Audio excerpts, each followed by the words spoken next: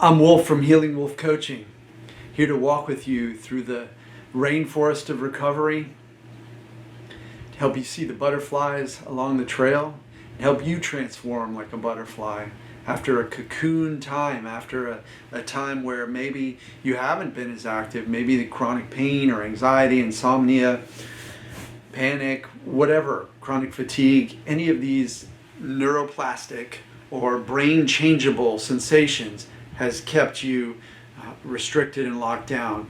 I'm going to help you move through the jungle and enjoy the journey along the way. So that's what today's topic is, a recovery field trip.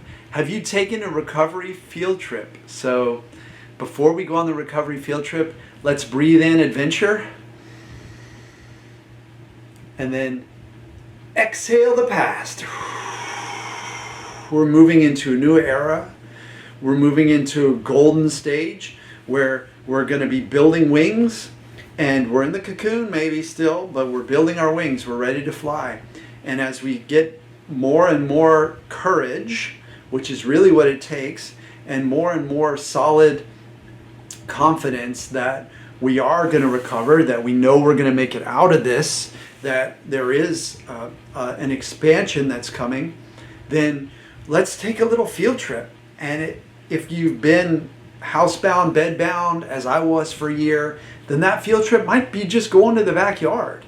And it might mean putting down a kneeling pad and getting down on your hands and knees and just looking into the grass and seeing if you can find an interesting little bug. You're taking a field trip and you're going on an adventure, and the idea is to give your mind something really interesting, really fascinating to focus on, because it's been focused on pain.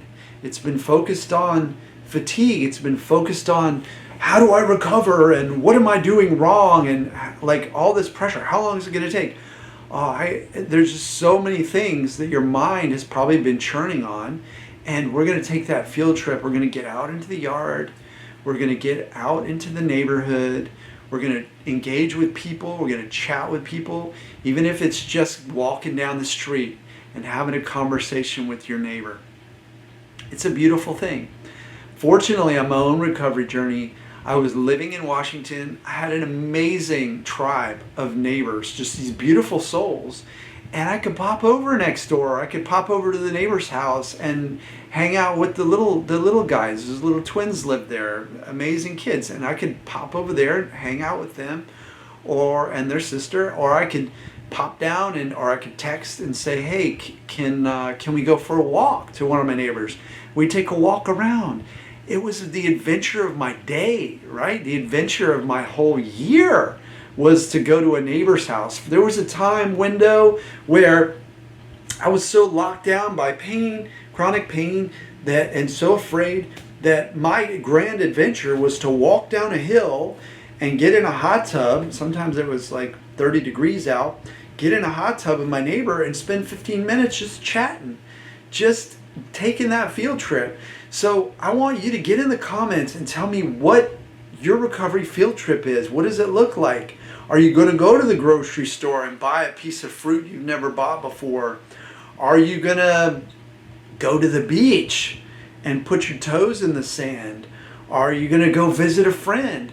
Are you going to step out in the yard, maybe even plant a plant? That's amazing. I love plants. I was actually just working with some plants today. Here in Florida, we're beginning these horrible storms. I shouldn't say horrible because they're good for the plants, but they've been intense. And they've saturated the plants in the pot. So the plants have been struggling with that saturation, and then the sun comes out and it burns them up. So I figured out a tarp system. Anyway, that's a side note. But gardening is an adventure, is a field trip. What's your recovery field trip? I have a dear brother on the recovery journey, and he's a coach as well, and he's just an amazing soul. And back when I was in bed and he was still recovering, working through some stuff, we would chat on the phone. And he actually went to this big name program at one point and got kicked out because they pushed and he had a big recovery reaction. And my understanding is that he was upset with them for pushing him so much. And then, but he said the coolest thing about that, being in that program, was that it was a trip. He had to leave his home. He had to actually get on an airplane. And having not been able to really sit or walk without pain for a long time, had to get on the airplane and take that trip, the recovery field trip. And then at the center, they had these, like, it sounds like you go out to coffee or something, or you go out to mini golf or whatever. So this is not just me saying, oh, you should get out there and do stuff. This is like if you go to a huge recovery program somewhere in a big city, or run by a bunch of physicians that are specializing in this, then that's what they're going to have you do too. So do it. Get out there. Enjoy it. Go with a friend. Go with a family member. Go with your dog. Whatever. Just get out into life and allow your mind to absorb. That's what it's all about, right? So if you go to the zoo and you're just looking at animals and you're learning about them, you're absorbing them, you're looking them in the eye, you're connecting, you're really putting yourself out in a world that's full of stimulus. Your unconscious mind is going to be taking all that in, and if you can be excited about it, unconscious mind is like, wow, she's so excited about going out. Well, I've been trying to keep her in, keep her locked down with this pain, this fatigue, this whatever, trying to keep her locked down. And here she is feeling great, at least mentally great, right? Let's not judge the sensations on the journey. We're taking the field trip with the sensations. That's something I should have mentioned earlier, but I'm mentioning it now. Our other companion on the journey are our sensations. We're actually inviting them along. We're saying, hey, my back pain, hey, my migraine, hey, my chronic fatigue, hey, my foot pain, hey, my gastritis, hey, my